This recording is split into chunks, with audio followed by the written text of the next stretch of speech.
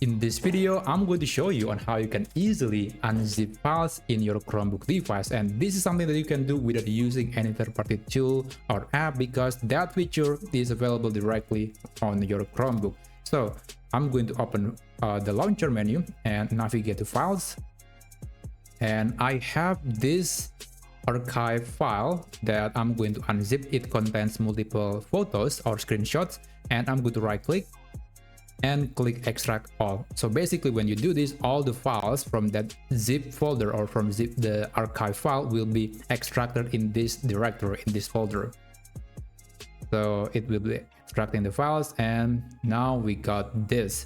So this is the inside of the archive file, and as you can see there are multiple files within that singular file.